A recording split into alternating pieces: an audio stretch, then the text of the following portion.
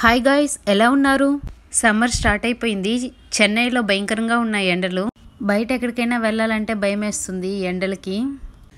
అయితే మనం ఈరోజు ఎక్కడికి వెళ్తున్నామంటే తమిళనాడులోని చెన్నై నంగనల్లూరులో ఉన్న ఆంజనేయ స్వామి టెంపుల్కి. ఈ ఆంజనేయ స్వామి టెంపుల్ చాలా ఫేమస్ చెన్నైలో.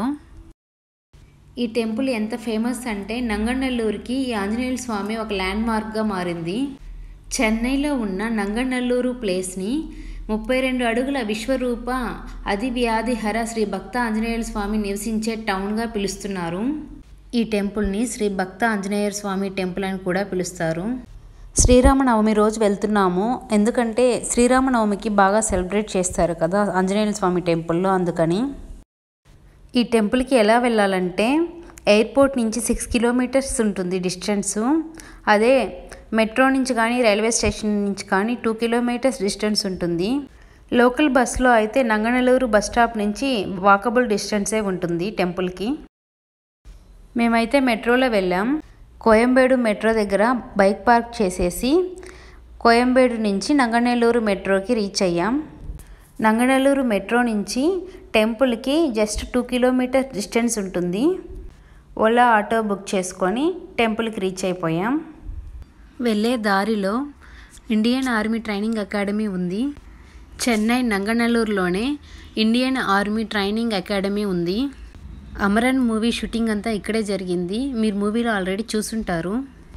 ఈ ఇండియన్ ఆర్మీ వేలోనే శ్రీ భక్త ఆంజనేయ స్వామి టెంపుల్కి వెళ్తాం. ఈ టెంపుల్లో స్పెషల్ అట్రాక్షన్ ఏంటంటే ఒకే గ్రానైట్ రాయితో తయారు చేశారు. విగ్రహం డార్క్ బ్లాక్ కలర్లో ఉంటుంది.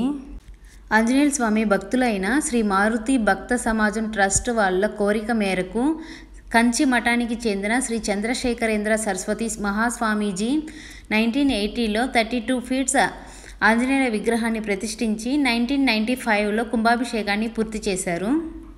ఈ టెంపుల్ మెయిన్లో 90 ఫీట్స్ హైట్లో ఉన్న టెంపుల్ గోపురం లోపల ఆంజనేయ స్వామి ఉన్నాడు. టెంపుల్ ప్రాంగణంలో రాముడు, కృష్ణుడు ఇద్దరి విగ్రహాలు ఉన్నాయి. రామాయణం, మహాభారతం రెండిటిలోనూ హనుమంతుడు ఉన్నాడని సూచిస్తూ ఈ 2 విగ్రహాలు ఉన్నాయి. టెంపుల్ లోపల వినాయకుడి విగ్రహం, నాగప్రతిష్ఠ కూడా ఉంది. మేము వెళ్ళిన రోజు శ్రీరామనవమి కాబట్టి క్యూ అయితే 1 కిలోమీటర్స్ అలా ఉనింది.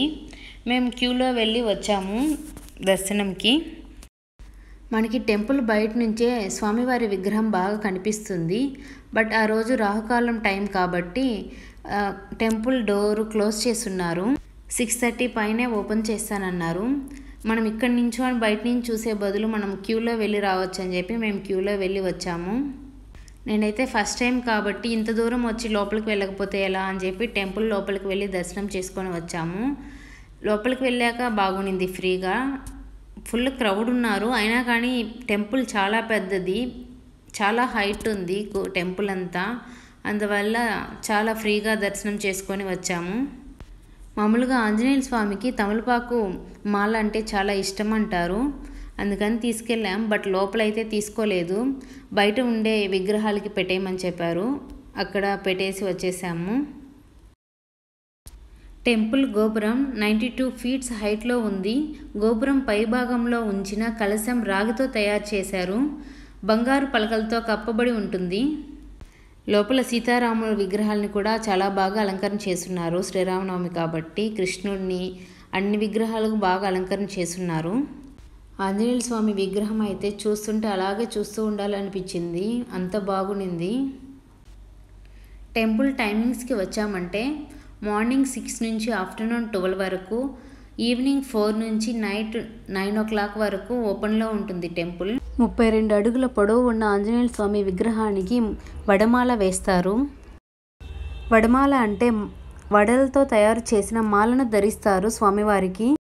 ఈ టెంపుల్లో ప్రతిరోజు 6000 వడలను ప్రిపేర్ చేస్తారు. ఆ వడలతో మాలను తయారు చేస్తారు.